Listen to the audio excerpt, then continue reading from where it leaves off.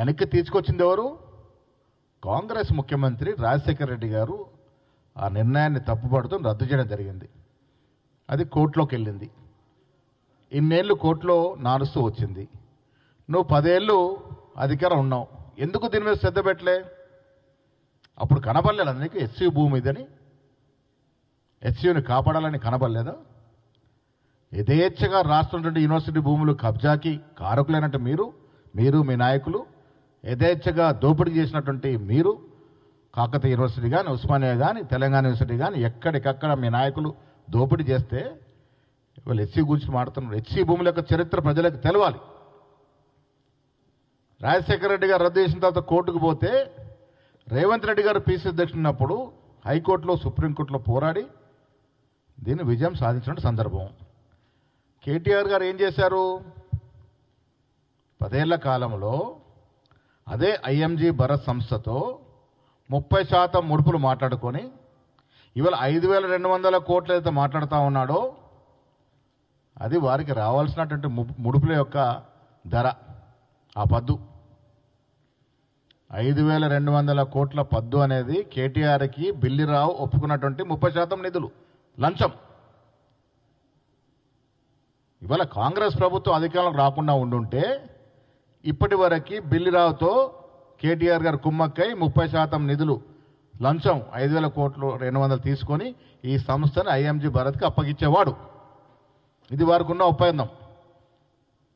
కేటీఆర్ దురదృష్టానికి మేము అధికారంలోకి వచ్చాం. ఇప్పుడు ఏమైపోయింది పరిస్థితి? రైతులు బాగుపడుతున్నారు. ఇప్పుడు ఇది వాస్తవాలకు వెళ్తే ఎస్, ఇది ప్రభుత్వ భూమి. ఈ ప్రభుత్వ భూమిని టీఎస్ఐఐసికి 75 కోట్ల ఎకరం చొప్పున ప్రభుత్వం ఇచ్చింది. ఇన్ టర్న్ ఐఐసి బ్యాంక్ ద్వారా, ఐసిఐసి బ్యాంక్ ద్వారా 10,000 కోట్లు ఈ ల్యాండ్ని బాండ్స్ రూపంలో తీసుకొచ్చింది. ఆ 10,000 కోట్లు ఎక్కడ పోయినాయి? రైతు రుణమాఫీకి, సన్నవడ్లేస్తే బోనస్కి ఇచ్చిన డబ్బు ఇది 10,000 కోట్లు. ఇది ఎవరు జేబుల్లోకి పోలే, ఏ సంస్థలకు పోలే.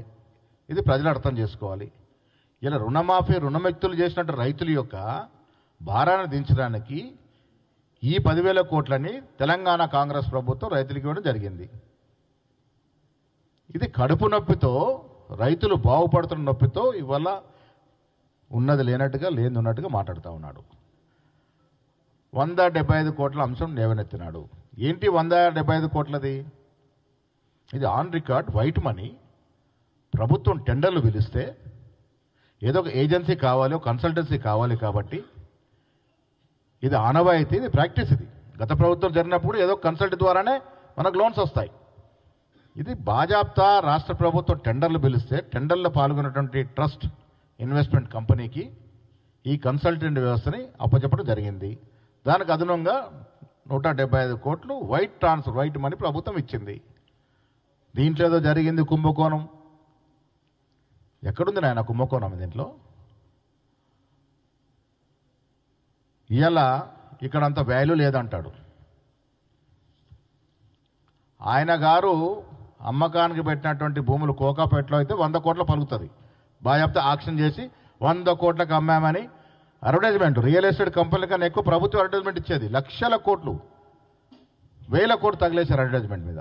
100 కోట్లు కోకాపేటలో పోయినప్పుడు ఇది ఎక్కడుందండి? ఇది ఈ భూమి ఇప్పుడు హెచ్యూ ల్యాండ్స్ ఎక్కడున్నాయి? చుట్టు పరిసర ప్రాంతాల్లో ఉన్నటువంటి కంపెనీలు ఏంటి? ఐఎస్బి కానీ, ఇన్ఫోసిస్ కానీ, మైక్రోసాఫ్ట్ కానీ, విప్రో కానీ, గూగుల్ కానీ, టీసీఎస్ కానీ, డిలైట్ కానీ, ఏడీపీ కానీ, డిఎల్ఎఫ్ కానీ, యాక్సెంచర్ కానీ ఉన్నటువంటి ప్రాంతంలో ఈ భూమి ఉంది. అమెరికన్ కౌన్సిలేట్ కానుకొని ఇక్కడ 100 కోట్లు ఉండదా? ఈ 100 కోట్ల భూమిని ప్రభుత్వ సంస్థకి టీఎస్ఐఎస్సికి 75 కోట్లకు ఇచ్చినాము. ఇది ఎక్కువ ప్రైస్ చేసి చూపించినారంటారు. ఇవాళ అక్కడున్న ధర 30,000 కోట్లు పలుకుద్ది కాబట్టి 10,000 కోట్లు బాండ్స్ రూపంలో ప్రభుత్వం తీసుకుంది. తీసుకున్న తర్వాత రైతులకు ట్రాన్స్ఫర్ చేసింది. ఈ 10,000 కోట్లు ఎటుపోయినాయి అనేది కూడా రాష్ట్ర ప్రజలకు తెలవాలి. ఈ 10,000 కోట్లు రైతుకి రుణమాఫీ కింద ట్రాన్స్ఫర్ చేసింది. మీలాగా 10,000 కోట్లు తీసుకొని దుబారా చేసి విచ్చలవిడిగా అడ్డమైనడికి పంచే పరిస్థితి లేదు. రైతుల శ్రేయస్సు కొరకు దీన్ని బాండ్స్ రూపంలో తీసుకోవడం జరిగింది. దీనిలో కాంగ్రెస్ నాయకుడు కానీ అధికారిని ఒక చాక్లెట్ కూడా తీసుకునే పరిస్థితి. అడ్డం వచ్చినట్టుగా మాట్లాడుతూ ఉన్నారు. ఫారెస్ట్ గురించి మాట్లాడుతూ ఉన్నారు. ఇలా కేంద్ర కమిటీ చూసింది, అక్కడ చిన్న చిన్న బుషులు తప్ప అసలు ఫారెస్ట్ చెట్లు లేవనే మాట. ఏఐ టెక్నాలజీ వాడి బుర్రలోదళ్ళకి సప్పుడికి జనకలు పరిగెత్తున్నట్టుగా, నెమళ్ళు ఉరికెత్తున్నట్టుగా ఎంత ఘోరంగా దీన్ని ప్రచారం చేసినారండి. ఒక్కసారి వెనక్కి వెళ్లాల్సిన పరిస్థితి ఉంది. ఇలా తెలంగాణ ప్రజలు టీఆర్ఎస్ పార్టీ యొక్క 10 ఏళ్ల పాలన ఒకసారి అర్థం చేసుకోవాలి. నేను మీ ద్వారా కేటీఆర్కి ఛాలెంజ్ చేస్తా ఉన్నాను. వేదిక మీరే నిర్ణయించండి. బాజాప్తా డిబేట్ పెట్టుకుందాం. మీరు మీ 10 ఏళ్ల హయాంలో ఎన్ని వేల ఎకరాలు హైదరాబాద్ ఇన్ అండ్ అరౌండ్ అమ్మినారు? యావత్ రాష్ట్ర వ్యాప్తంగా ఎన్ని ఏళ్ళ ఎకరాలు, ఎన్ని లక్షల ఎకరాలు డీఫారెస్ట్ చేసినారు? ఎన్ని కొండలు మీ హయాంలో కరిగిపోయినాయి? ఎంత ప్రభుత్వ భూముల యొక్క విధ్వంసం జరిగింది? ఎంత ఆర్థిక విధ్వంసం జరిగింది? ఇవన్నీ కూడా చర్చించుకుందాం. కేటీఆర్ రా, ఇలా సిబిఐ విచారణ అడుగుతా ఉన్నాం. నీ మీద సిబిఐ విచారణ వేయాల్సిన అవసరం ఉంది. ఇవాళ యథేచ్ఛగా 10 ఏళ్ళు రాష్ట్ర యొక్క ఖజానాను దోపిడీ చేసిన మీ కుటుంబం. నేను ఆన్ రికార్డు చెప్తా ఉన్నాను, ఈ దేశ చరిత్రలో అత్యంత తక్కువ సమయంలో అత్యంత ఎక్కువ ప్రజాధనాన్ని దోపిడీ చేసిన కుటుంబం ఏదో ఉంది అంటే కేసీఆర్ కుటుంబం. వారు ఎలా కరప్షన్ గురించి మాట్లాడుతూ ఉన్నారు. విచ్చలవిడిగా దుర్వినియోగం చేసిన దాఖలాలు. ఇంటర్మీడియట్ విద్యార్థులు చనిపోయినారు. ఎవరు నిర్వాహకం వల్ల? కేటీఆర్ అనుయుడైనటువంటి ఒక వ్యక్తికి, అసలు అనుభవం లేని వ్యక్తికి ఇంటర్మీడియట్ హయ్యర్ ఎడ్యుకేషన్ పరీక్షలు దిద్దే బాధ్యత అప్పచెప్పిన గ్లోబల్ అయిన సంస్థ. పాస్ అయిన ఫెయిల్ అయిన పాస్ అయిన చూసి కొంతమంది ప్రాణాలు బలిగొన్నట్టు సందర్భం. ధరని ఎవరికి అప్పచెప్పినారు మీరు? ఒక బుడ్డ కంపెనీ, ఫారెన్లో ఊరు పేరు లేనట్టు బుడ్డ కంపెనీకి అప్పచెప్పి తద్వారా ముడుపులు తీసుకున్నట్టు మీరు. అసలు కరప్షన్కి మారిపోయినట్టు కేసీఆర్ కుటుంబము, లిక్కర్ దందాలు చేసుకున్నట్టు కేసీఆర్ కుటుంబము, విచ్చలవిడిగా ప్రభుత్వ భూములు కాజేసి బెనామీ పేర్ల ట్రాన్స్ఫర్ చేసుకున్నటువంటి కేసీఆర్ కుటుంబము ఇలా కరప్షన్ గురించి మాట్లాడుతుంటే దయ్యాలు వేదాలు వలిచినట్టుగా ఉన్నాయి. అసలు చదివి మాట్లాడుతున్నాడా, తెలుసుకొని మాట్లాడుతున్నాడా, తెలుసుకోక మాట్లాడుతున్నాడా?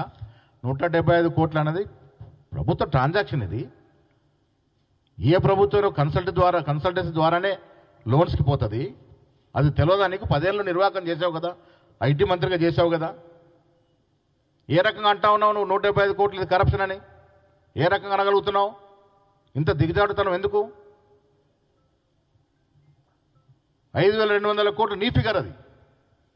నువ్వు బిల్లిరావుతో కుదుర్చుకున్న ఒప్పందాల ప్రకారం 30% నిధులు నీకు ఇస్తానంటే నేను హైకోర్టు ఆర్డర్ తెచ్చుకుంటాను, నాకు వదిలేయమంటే వదిలేయడానికి సిద్ధమైనవు నువ్వు.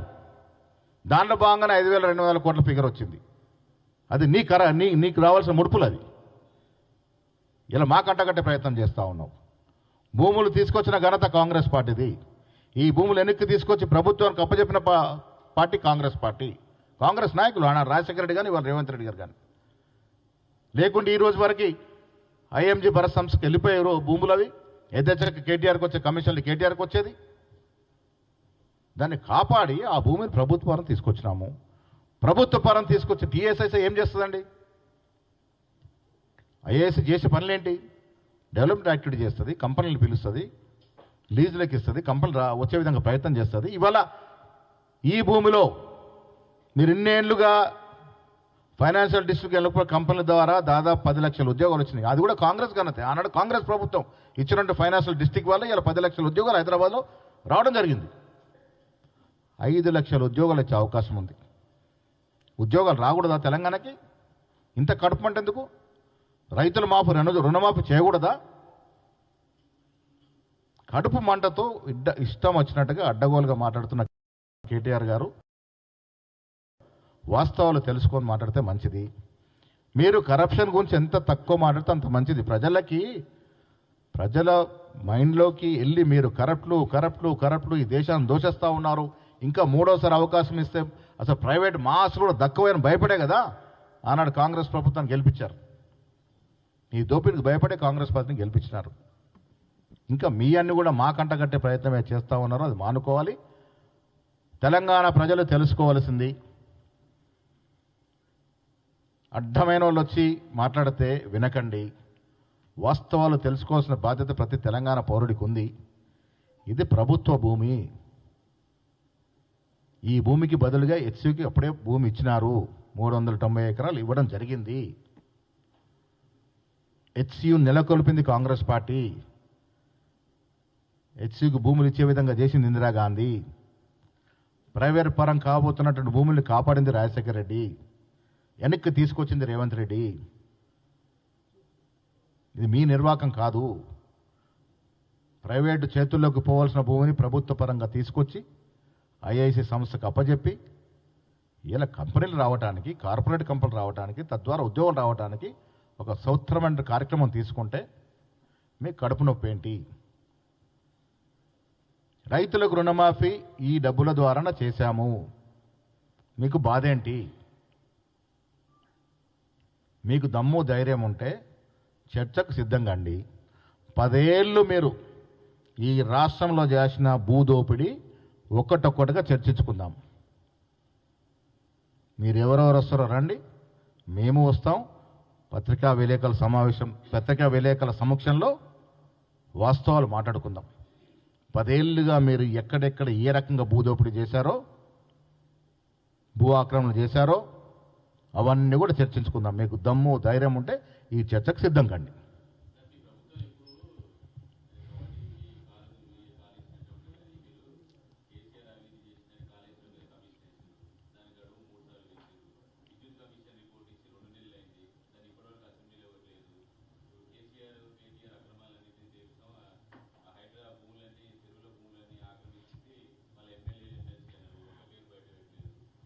పెట్టనిస్తలేరు కదా మీరు. ఇప్పుడు మేము కాళేశ్వరం మీద కమిషన్ వేసి రిపోర్ట్ రాకముందు అరెస్ట్ చేస్తే చారిగా ఊరుకుంటారా? ఏం అన్యాయం ఇది, ఏం అక్రమం ఇది? ఒకవైపు కమిషన్ నడుస్తూ ఉంటే ఒక అరెస్ట్ చేస్తారా? ఇదేం మోనపల్లి, ఇది రాజరికమా? ఇది రాజరిక పాలన నడుస్తుందని అడుగుతారు మీరు. ప్రజాస్వామ్య పద్ధతుల్లో రాజ్యాంగాన్ని అనుసరించి చర్యలు ఉంటాయి. ఎవరిని కూడా ఎక్స్క్యూజ్ చేసేది ఉండదని గతంలో కూడా చెప్పాము. కాళేశ్వరము, విద్యుత్ కమిషను అన్నీ నడుస్తూ ఉన్నాయి. ఫోన్ ట్యాపింగు, కాళేశ్వరము, విద్యుత్ కమిషన్ ఎంక్వైరీ అన్నీ జరుగుతూ ఉన్నాయి. టైం రావాలి దానికి.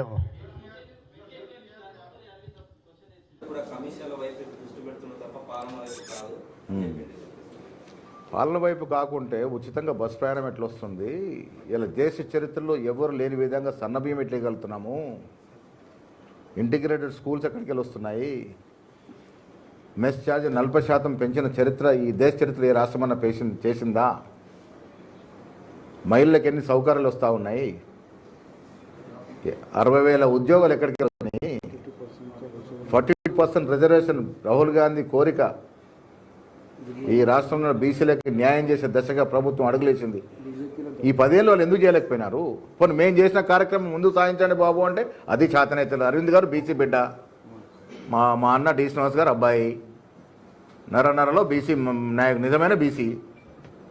మోడీలాగా కాకుండా అరవింద్ కుమార్ నిజమైన బీసీ. మరి ఎందుకు మోడీ గారికి మీరు అడుగుతలేరు 40% అఫీషియల్గా అప్రూవ్ చేద్దామని? ఇలా అరవింద్ ఉన్నాడు, ఈటెల రాజేందర్ ఉన్నాడు, బండి సంజయ్ కేంద్ర మంత్రిగా ఉన్నాడు, లక్ష్మణ్ గారు అనుభవం అంటే మా అన్న లక్ష్మణ్ ఉన్నాడు అక్కడ. ఎందుకు మీకు మనసులో బీసీలకు న్యాయం చేయాలని ఆలోచన వస్తలేదు?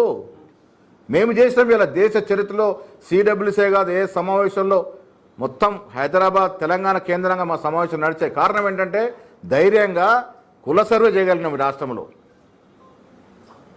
42% రిజర్వేషన్ ఇవ్వగలిగినాం. అఫీషియల్ డాక్యుమెంట్స్ ఇచ్చాం. దీన్ని సుప్రీంకోర్టు క్యాప్ తీయాల్సిందిగా ఢిల్లీలో కూడా ధర్నాలు చేశారు. మేము పోయాం. మీరు ఎందుకు రాలేదు ధర్నాకి? బీసీల పట్ల చిత్తశుద్ధి ఉన్నోళ్ళు బీసీ సంఘాలన్నీ కలిసి ధర్నా చేస్తే ఇద్దరు ముఖం చాటేశారు బదులుకొని. ఎందుకు రాలేదు?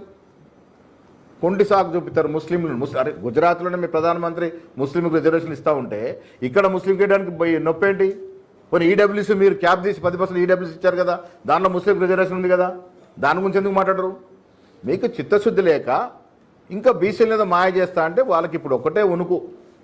బీసీలు ఏకమవుతున్నారు దేశంలో.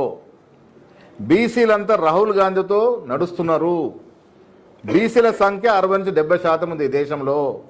కాబట్టి మాకు నూకలు చెల్లుతాయి. కాబట్టి ఇలాంటి హెచ్సీలు చిన్న చితకర సంఘటనలు చేసి ప్రజల యొక్క దృష్టిని మళ్లించే ప్రయత్నం చేస్తూ ఉన్నారు. రేవంత్ రెడ్డి గ్రాఫ్ తగ్గిపోయింది. రానున్న రోజుల్లో కరప్షన్ కాకుండా చేయాలంటే ఒకే ఒక్కరు కనబడుతున్నారు, శ్రీధర్ బాబు నెక్స్ట్ సీఎం కావడానికి చెప్పి ధర్మపూర్ అరవింద్. మంచిది. శ్రీధర్ బాబు అరవింద్ మిత్రులు అయితే శ్రీధర్ బాబు ముఖ్యమంత్రి కావాలని కోరుకుంటే తప్పేముంది? ఒక మిత్రుడు ముఖ్యమంత్రి కావాలని కోరుకుంటే తప్పేముంది?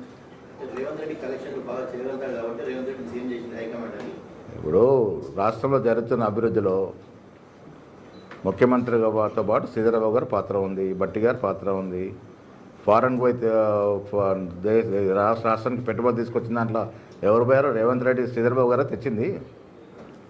సరే, రాష్ట్రంలో మా పార్టీ ఇప్పుడు మీరు ఎట్లా అధికారంలోకి వచ్చేది లేదు. మా పార్టీ గురించి మీరు ఎందుకు మాట్లాడండి? మీకు ఎందుకు అంత బాధ? ఇప్పుడు ఈ ఎక్స్యూ ఇష్యూ దాదాపు 15 రోజుల నుంచి రగులుతుంది. ఇప్పుడు 10,000 కోట్ల బాండ్ రూపంలో తీసుకొచ్చిన ఇప్పుడు చెప్పడం ఇంతకుముందు మీకు తెలియదు. ఇది ఆన్ రికార్డ్ ఉన్నదే, కొత్తగా చెప్పేది ఏంది? ఆన్ రికార్డ్ అఫీషియల్ ట్రాన్సాక్షన్, ఇది పబ్లిక్ డొమైన్లో ఉంది. ఇలా సందర్భం వచ్చింది కాబట్టి చెప్పాల్సి వస్తుంది. ఇది పబ్లిక్ డొమైన్లో ఉంది. ఇప్పుడు 175 కోట్లు ఒక కన్సల్టెన్సీకి ఇచ్చింది. ఆన్ రికార్డ్ జరిగినటువంటి ట్రాన్సాక్షన్ అది కూడా టెండర్ ద్వారా. టెండర్లో పాల్గొంటే వాడికి టెండర్ వచ్చింది.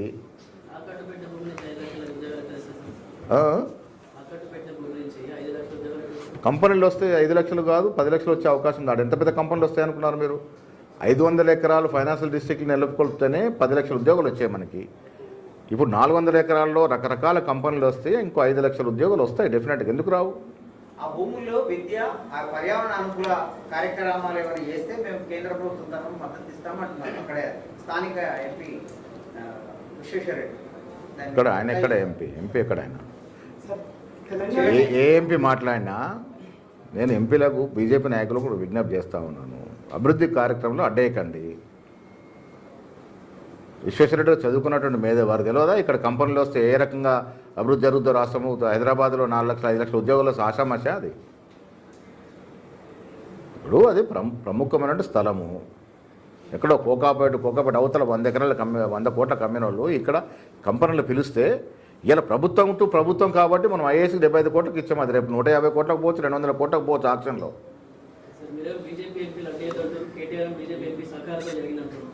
చెప్పాలి కదా మరి, ఎక్కడి నుంచి ఎక్కడ సహకారం జరిగింది ఏం కదా? బీజేపీతో వాళ్ళకా దోస్తానే మాకుందా? కేంద్రంలో జరిగిన ప్రతి అంశంలో బీఆర్ఎస్ పాత్ర ఉంది కదా. ఆనాడు 10 ఏళ్ళుగా జరిగినటువంటి రాష్ట్రపతి ఎన్నిక, ఉపరాష్ట్రపతి ఎన్నిక, స్పీకర్ ఎన్నిక, త్రిపుల్ తలాక్ బిల్లు, ఆఖరికి రైతు వ్యతిరేక చట్టాల్లో కూడా మీ భాగం ఉంది కదా, మీ పాపం ఉంది కదా. ఇవాళ మీరు పొత్తు లేదని ఎట్లా చెప్తారు? బాగా చెప్తా చెప్పండి పొత్తుందని. లోపాయికారు చీకటి సంసారం చేస్తారు. సార్, రామోజీరావు లక్షలాది ఎకరాలను దోచుకున్నాడు అనేది తెలంగాణ మూవ్మెంట్లో మనం మాట్లాడినాం.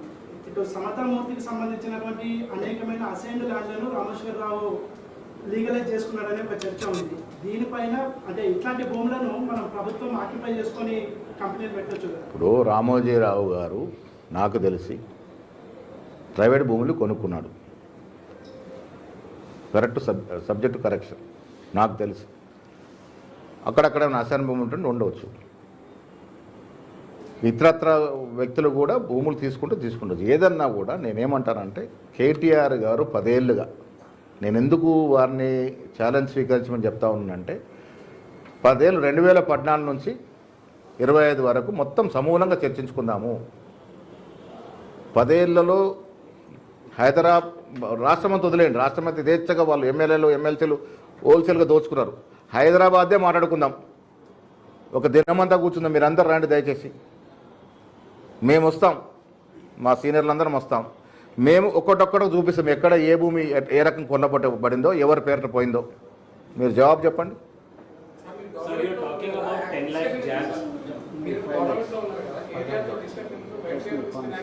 అందుకే చెప్తున్నాను, ఇప్పుడు ఆయన మాట్లాడుతున్న 10 ఏళ్ళుగా జరిగిన దోపిడీ ఇప్పుడు ఎలా రద్దు చేద్దామంటే ఏమవుతుంది? మళ్ళీ ఎట్టుపోతుంది అంశం మీకు తెలుసు.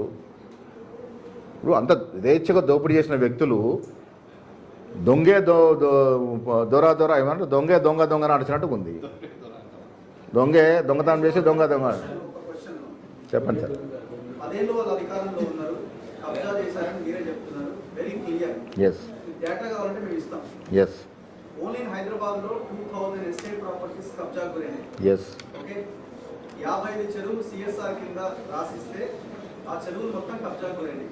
రైట్, హైదరాబాద్ వెస్ట్ సైడ్ మొత్తం కబ్జా గురైంది. ఎస్ ఎస్ అన్ని బినామీ కంపెనీలు ఉన్నాయి, బెంగళూరు కంపెనీలు ఉన్నాయి, ఫినిక్స్ బ్యాంక్ కంపెనీలు ఉన్నాయి. 15 నెలలుగా మీరు ఒక్క ఎకరా భూమి కూడా వెనక్కి తీసుకోలేదు కదా, చేతకానితనం కదా. ఇప్పుడు కొన్ని పద్ధతులు ఉంటాయి దేనికైనా. ఇప్పుడు మీరు మాట్లాడే ఫినిక్స్ మీద చాలా కంప్లైంట్స్ ఉన్నాయి. నేనే ముఖ్యమంత్రి కంప్లైంట్ చేశాను, ఎక్కడెక్కడ ఎట్లా కబ్జాలు చేస్తారు. అట్లా పెద్ద పెద్ద కంపెనీలు చాలా ఉన్నాయి. అన్నిటి మీద కూడా ఒక పద్ధతి ప్రకారం విచారణ చేయాల్సి వస్తుంది. ఇప్పుడు ఒక్కసారి ఒక ప్రభుత్వం ఒక వ్యక్తికి భూమి కేటాయించింది, అది అన్అఫిషియల్గా అనెతికల్గా కేటాయించినా మనం ఇమ్మీడియట్ వెనక్కి తీసుకోవడం సాధ్యం కాదు. దానికి ఒక ప్రొసీజర్ ఉంటుంది. ఆ ప్రొసీజర్ ప్రకారం చేయాల్సి వస్తుంది. మేము వచ్చి 15 నెలలు అయింది. గత ప్రభుత్వంలో జరిగిన అవకతవకలు ఎంక్వైరీలు వేసాం. ఏదైనా మళ్ళీ రాజ్యాంగం ప్రకారం పోవాలా, ప్రొసీజర్ ప్రకారం పోవాలా. ఇలా కాళేశ్వరంలో జరిగిన అవినీతి మీకు మాకు బాగా తెలుసు, రాష్ట్ర ప్రజలందరూ తెలుసు. కాళేశ్వరంలో అవినీతి విచలుడిగా జరిగింది. కట్టకూడని చోట ప్రాజెక్టు కట్టి అనవసరమైన వ్యయాన్ని అక్కడ హెచ్చించి 30-40 వేల కోట్లలో కంప్లీట్ కావాల్సిన ప్రాజెక్ట్ని 1,20,000 కోట్లు తీసుకెళ్లారు కేవలం కమిషన్ల కొరకు. అది ఎట్లా ప్రూవ్ చేయాలి? దానికి కమిషన్ వేయాలి. కమిషన్ వేసాము. నిజాయితీ పరులైన వ్యక్తులు కమిషన్లో పెట్టి కమిషన్ నడుస్తూ ఉంది. రిపోర్ట్ వచ్చినప్పుడు డెఫినెట్గా ప్రజాక్షేత్రంలో కోర్టులో డెఫినెట్గా శిక్షలు ఉంటాయి. డెఫినెట్గా భూముల మీద కూడా నేను మీ ద్వారా ప్రభుత్వం నేను కూడా as a part of government dignity చేస్తూ ఉన్నాను. ఈ సమూలంగా అన్నిటి మీద ఎంక్వైరీ చేయండి ముఖ్యమంత్రి గారు. గత 10 ఏళ్లలో జరిగినటువంటి భూ అవకతవకల మీద ఎంక్వైరీ చేయాల్సిందిగా మీ ద్వారా మా ముఖ్యమంత్రి గారికే కోరుతా ఉన్నాను నేను. కాంగ్రెస్ ప్రభుత్వం ఏం చేపట్టినా కానీ ఆరంభ శూరత్వం మాత్రమే ఉంది. హైడ్రా విషయంలో కూడా కేవలం పేదల సామాన్యులను కూర్చారు కానీ ఎక్కడ కూడా బడా సంస్థల నిర్మాణ సంస్థల కన్స్ట్రక్షన్. అందుకే ఇప్పుడు ఆ పాయింట్ కరెక్ట్. మీరు రేజ్ చేసినది చాలా వ్యాలిడ్ పాయింట్. రఘు గారు చెప్పినప్పుడు చాలా వ్యాలిడ్ పాయింట్. హైడ్రా ఎందుకు వచ్చి తీసుకొచ్చారు ముఖ్యమంత్రి గారు? హైడ్రా నడవనీయకుంటే నానా యాగి చేశారు. హైడ్రా అనేది ఒక దూరదృష్టితో హైదరాబాద్ పూర్వవైభవం రావాలని హైడ్రాను తీసుకురావడం జరిగింది. ఎంత యాగి చేశారు. హైడ్రా వల్ల ఇల్లు కోల్పోయిన ఒకే ఒక కుటుంబం బీద కుటుంబం. మిగతా అంతా కూడా బడా వ్యాపారస్తులు, బడా రాజకీయ నాయకులు చెరువులను ఏదైతే కబ్జా చేసి కట్టినటువంటి కట్టడాల్ని వెనక్కి తీసుకోవాలి, చెరువులు యథాస్థితికి పోవాలన్నది హైడ్రా ఉద్దేశం. కానీ నడినిచ్చినారా? ఎంత ఇబ్బంది పెడతా ఉన్నారు.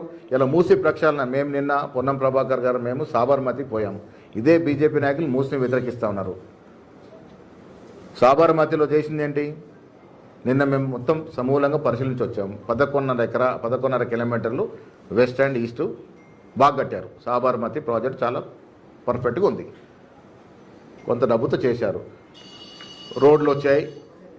ఒక 15% ప్రైవేట్ వ్యక్తులకు అమ్మారు. తద్వారా డబ్బు వచ్చింది. అంతకుముందు అహ్మదాబాద్ మున్సిపల్ కార్పొరేషన్ దాన్ని ఇన్వెస్ట్మెంట్ పెట్టింది. చాలా చక్కగా ఉంది. ఇంకా 5 కిలోమీటర్లు ప్లస్ 5 కిలోమీటర్లు వస్తూ ఉంది. అహ్మదాబాద్ సుందరంగా తీర్చిదిద్దబడ్డది. అలాంటి స్కీమ్ ఇక్కడ వస్తా అంటే ఇదే బీజేపీ నాయకులు ఆపోజ్ చేస్తారు. ఇప్పుడు కిషన్ రెడ్డి గారు అక్కస్తోని మూసి ప్రక్షాళన అడ్డుపడతా ఉన్నాడు. సాబర్మతిని ప్రక్షాళన ఎట్లా మీరు సమర్థిస్తూ ఉన్నారు? 10,000 కుటుంబాలు నిన్న మేము మొత్తం స్టడీ చేసాం. 10,000 కుటుంబాలని వాళ్ళు రీహాబిలిట్ చేశారు. దానికి చాలామందికి ఇల్లు రావాలి. మేము అడిగి తెలుసుకున్నాం. కొన్ని 100 కేసులు కోర్టులో ఉన్నాయి. హైకోర్ట్ ఆఫ్ అహ్మదాబాద్లో, సెషన్స్ కోర్ట్ ఆఫ్ అహ్మదాబాద్లో. అది వాళ్ళ నిర్వాహకం. మేమిక్కడ రీహాబిలిట్ చేయాల్సిన ప్రతి కుటుంబానికి డబుల్ బెడ్రూమ్ ఇల్లు ఇస్తామంటే దాన్ని నానా యాగి చేసి ప్రాజెక్టు ముందు పోకుండా, అంటే కాంగ్రెస్ ప్రభుత్వంలో హైడ్రా పరిపూర్ణంగా ఇంప్లిమెంట్ అవుతే హైదరాబాద్ సుందరంగా మారితే మాకు పుట్టగతులు ఉన్నాయని బీజేపీ బీఆర్ఎస్ పార్టీ. మూసి ప్రక్షాళన జరిగితే హైదరాబాద్ సుందరంగా మాట్లాడితే మాకు పడే ఓటు కూడా పడేయి. బీజేపీ వాళ్ళ నాయకుల ప్లాన్ ఏంది? మురికివాడలా ఉండాలి. ఎప్పటికప్పుడు అల్లిబిల్లి కథలు చెప్పాలి. మేము మతం పేరిట, కులం పేరిట ఓటు దండుకోవాలి. మా పబ్బం గడవాలి. కానీ హైదరాబాద్ మాత్రం డెవలప్ కాకూడదు. ఇది కిషన్ రెడ్డి గారి యొక్క నైజం. మూసీ నిధులు అడ్డుకుంటాడు, మెట్రో రైలుకి 3వ దశకి నిధులు అడ్డుకుంటాడు, హైడ్రాని అడ్డుకుంటారు. డెవలప్మెంట్ కాకూడదు రాష్ట్రం. అరే మనము తమిళనాడు చూసి నేర్చుకోవాలి. ఒక అంశం వచ్చిందంటే పార్టీలకు అతీతంగా కేంద్రం మీద దాడి చేసి తెచ్చుకుంటారు ప్రాజెక్టులు వాళ్ళు. మనకు ఆ సోయి లేదు. మీరు చెయ్యరు, మా ప్రభుత్వం చేస్తే చేయనియరు. అడుగున అడ్డే లేనిపోని కథలు సృష్టించి బదనాం చేసే ప్రయత్నము. ఇంత మాట్లాడుతున్నారు కదా కరప్షన్ గురించి. మరి గతము ఇప్పుడు మనం వేరే చేసుకొని చర్చకు రావాలి కదా. ఇష్టం వచ్చినట్టు మాట్లాడుతున్నారు, సోషల్ మీడియాని ఇష్టం వచ్చినట్టు వాడుతూ ఉన్నారు. మీరంతా జర్నలిస్టులు. 6th ఎస్టేట్, 5th ఎస్టేట్, మేము 4th ఎస్టేట్, మేము జర్నలిస్ట్ గౌరవించే వాళ్ళం. నేను కూడా సగం వరకు జర్నలిజం చేసి వదిలేసిన వాడిని. అరే జర్నలిజానికి కూడా వాల్యూ లేకుండా అడ్డగోలుగా ఏ టెక్నాలజీ వాడి అది ఎంత గంభీరంగా సృష్టించారంటే నిజం కూడా ఆ వీడియో రన్ చూస్తే మనసు తరక్కపోవాలా. ఇంత అన్యాయమా? ఇంకా ఏనుగులో తెస్తారు కొద్దిగా. ఏమో టెక్నాలజీలో ఏనుగులు తేవచ్చు, పాతకాలం అంతరించిపోయిన డైనాసర్లు తెచ్చుకోవచ్చు. Yes. KTR is saying that he will convert it into Eco Park. How are you going to convince the investors here, sir? Because definitely investors are going to come invest and then only things will happen. See, when do investors come to Hyderabad? If the environment suits them, then only they come. That is the reason we have planned for Musi riverfront and Hydra. This is to establish environment in Hyderabad. With the current environment, many of the international companies are hesitating to come and establish their factories in Hyderabad. So to create environment with the forecast, Revanth Reddy has initiated Hydra and Musi. Who is stopping that? On this 400 Where do Kishan Reddy stand now? 400 acres is a small subject. See, 400 acres is a government land. It's been given to IIC. SC, it's not at all an SU land as of now. It's a government land. Let court decide. It's in the court. Let court decide. We'll act then. But as of now, if you are going to have companies in 400 acres, we are going to get not less than 5 lakh jobs. That is for sure.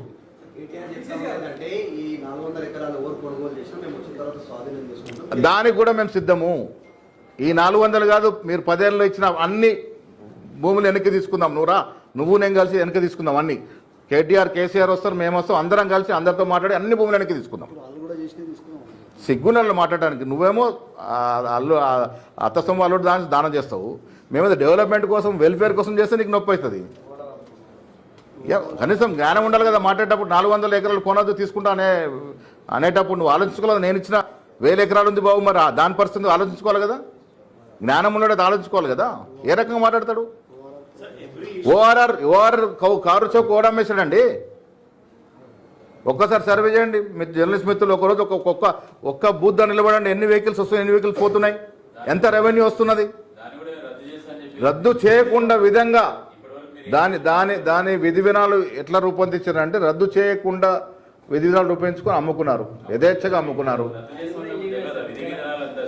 పెట్టుకున్నారు వాళ్ళు. మరి మాకు ఆ తెలియలేదు కదా. అంత కుంచెల బుద్ధి అది మాకు లేకపోయే. వాళ్ళు చేసుకుంది ఆ రకంగా చేసుకున్నారు.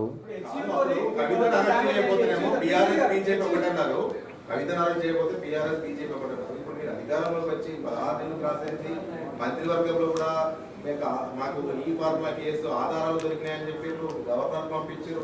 ఎవరు అడ్డుకుంటున్నారు? కేటీఆర్ రాజు గారు కేటీఆర్ అరెస్ట్ని అడ్డుకుంటుంది ఎవరి వల్ల? ఎందుకు క్లియరెన్స్ వస్తలేదు? ఎక్కడుంది లోపము? ఎక్కడ కిటికీ ఎక్కడుంది?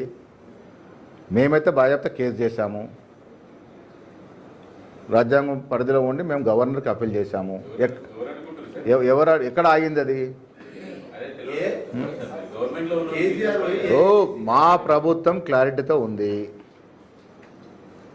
గతంలో తప్పు చేసిన వాళ్ళ మీద రాజ్యాంగపరంగా కోర్టు పరిధిలో లోబడి చర్యలు ఉంటాయి. రేపు ఉంటాయా, ఎల్లుంటాయా? నేను చాలా సందర్భాలు చెప్పాను. కేటీఆర్ జైలుకి పోవడం ఖాయం. ఎవరు ఆపుతున్నారు? మీరు లీగల్గా ఆపుకుంటున్నాడు.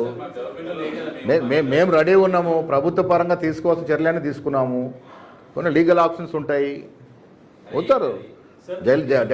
మీరందరూ జైలుకి పోయి మందలించే రోజులు వస్తాయి. Don't worry. ఏకాభిప్రాయం లేదంటే కేటీఆర్ అరెస్ట్ వాయిదా పడుతుందని ఒక చర్చ నడుస్తుంది. ప్రజాస్వామ్య మంత్రులు ఇదేం రాజరికము కేసీఆర్ పాలన కాదు. మంత్రివర్గంలో కూడా భిన్నాభిప్రాయాలు వ్యక్తం చేసుకునేటువంటి అవకాశం ఉన్నటువంటి పార్టీ కాంగ్రెస్ పార్టీ. కేసీఆర్ అదొక కాంగ్రెస్లోనే సాధ్యము. కేటీఆర్ మాట్లాడిన అరెస్ట్ కాయమంటారు అంటే కేటీఆర్ మాట్లాడదా? మాట్లాడితే అరెస్ట్ కాదు, గతంలో చేసిన తప్పిదాలకు అరెస్టులు. ఇవాళ మేము ఎన్నిసార్లు హౌస్ అరెస్ట్ చేయమండి, లెక్కలేనన్నిసార్లు. ఇవాళ కేటీఆర్ అరెస్ట్ అవుతున్నాడా? ఆ స్వేచ్ఛ ఇస్తున్నాం కదా మేము. భాజపా మామూలు తిట్టే స్వేచ్ఛ ఎవరిచ్చారు? మేము కలగజేసినాం కదా. అది గతంలో ఈ పరిస్థితి ఉండిందా? 10 ఏళ్ల పాలన మీరు చూశారు. ఎన్నిసార్లు హౌస్ అరెస్టులు. కోదండరామ్ని అరెస్ట్ చేసిన తీరు చూశారు, రేవంత్ రెడ్డిని అరెస్ట్ చేసిన తీరు చూశారు, మా అందరిని గృహ నిబంధనలు పెట్టిన తీరు చూశారు, ధర్నా చౌకులు ఎత్తేసిన తీరు చూశారు. అసలు ప్రజాస్వామిక స్వేచ్ఛ లేకుండా నడిచినటువంటి ఆ 10 ఏళ్ల పాలనకి ఇప్పుడు ప్రజాపాలనకి పొంతనే లేదు. నిజమైన ప్రజాపాలన ఇవాళ జరుగుతూ ఉంది ఈ రాష్ట్రంలో. అందరూ కూడా స్వేచ్ఛగా మాట్లాడుకునే అవకాశం ఉంటుంది.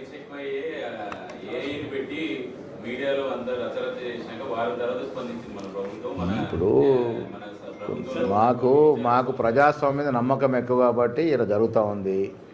నేను గత ప్రశ్నలో కూడా చెప్పాను, ఏ టెక్నాలజీ వాడి ఎవరు వ్యక్తిగత ప్రత్యేక భంగం కలిగినా చాలా సీరియస్ యాక్షన్ ఉండాలి.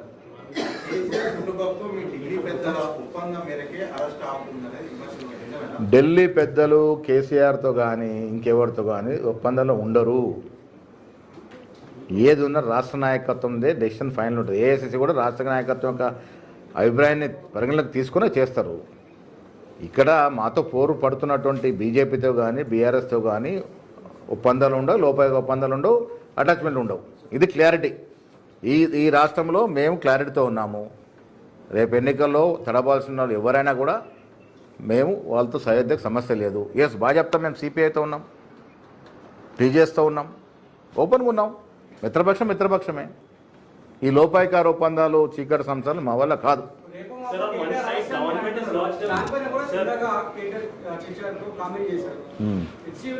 విషయంలో ప్రభుత్వాన్ని డ్యామేజ్ చేశాం కాబట్టి ఖచ్చితంగా నా పైన ఫార్ములా ఒకటే కేసు కాదు. ఆయన మాట్లాడే ముందు ఆయన కనీసం నేను మళ్ళీ అడుగుతున్నా, గుంటూరులో ఏం చదువుకున్నాడు ఆయన నాకు అర్థమవుతలేదు. గుంటూరు వాళ్ళు మరి నాకు చదువు చక్కగా చెప్పనట్టున్నారు. అది ఫార్ములా కేసు ఆల్రెడీ కోర్టు నడుస్తుంది కదా, ఏదో ఒక రోజు అరెస్ట్ అవుతారు. ఆయన కూడా తెలుసు అది. ఫార్ములా ఈ రేస్ కేసులో కేటీఆర్ గారు అరెస్ట్ అవుతున్న సంగతి కేటీఆర్కి తెలుసు, ప్రపంచం తెలుసు. దానికి ఈ హెచ్సికి ముడిపెట్టడం ఏంటి? చిన్నపిల్లలు 10th పిల్లలు నవ్వుకుంటారు. అర్థం ఉండాలి మాట్లాడేటప్పుడు. ఆ కేసుకి దీనికి సంబంధం ఏంది? On the other hand, this issue, so where is the mechanism failing? Is the government unable to understand the oppositions, the criticism that is coming up, or is it weak on the social media platform or their campaign? All the reasons for this is we believe in democracy.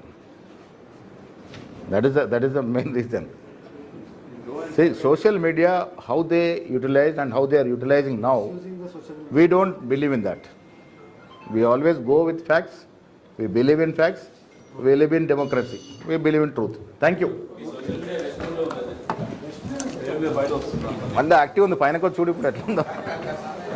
Thank you.